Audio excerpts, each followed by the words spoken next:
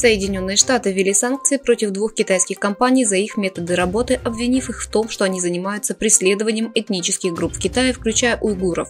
Министерство внутренней безопасности США DHS заявило, что товары, выпущенные производителем аккумуляторов Camel Group и производителем специй и экстрактов Чинганг Biotech Group, будут запрещены к ввозу в страну, начиная со среды. DHS заявила, что санкции также направлены на содействие привлечению к ответственности за продолжающийся геноцид и преступления против человечности против уйгуров и других религиозных и этнических меньшинств в Синьцзяне.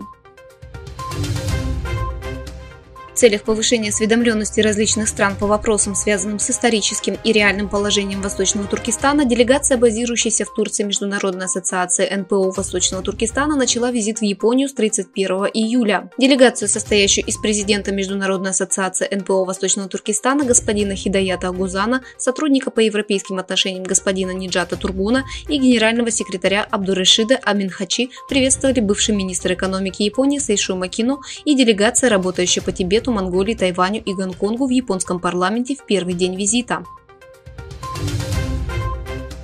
Структура ООН «Женщины» поблагодарила китайского диктатора Си Цзиньпина, который бросил миллионы женщин в Синьцзяне в концентрационные лагеря и тюрьмы, разлучил матерей с их мужьями и подверг их изнасилованиям, принудительной стерилизации, принудительным абортам и принудительному труду. В аккаунте в социальных сетях ООН «Женщины» появилось объявление: «Мы благодарим Китайскую Народную Республику за поддержку нашей миссии по реализации Пекинской декларации и платформы действий по обеспечению гендерного равенства и улучшению положения женщин на национальном и международном уровне».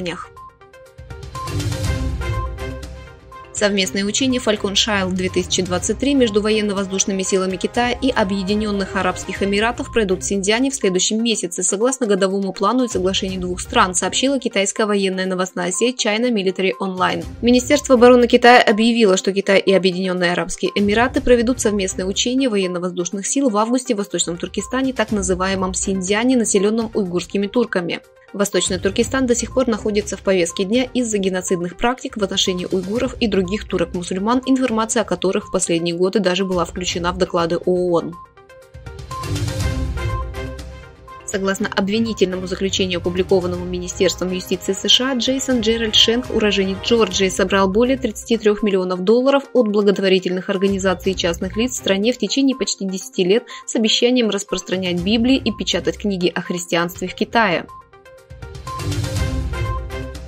Министр обороны Беларуси Виктор Хренин встретился в Тегеране с начальником штаба Ирана генерал-майором Мохаммедом Бакери. На встрече, где обсуждались возможности многопланового сотрудничества между вооруженными силами 2 стран, была достигнута договоренность о создании совместной комиссии по военному сотрудничеству между Тегераном и Минском.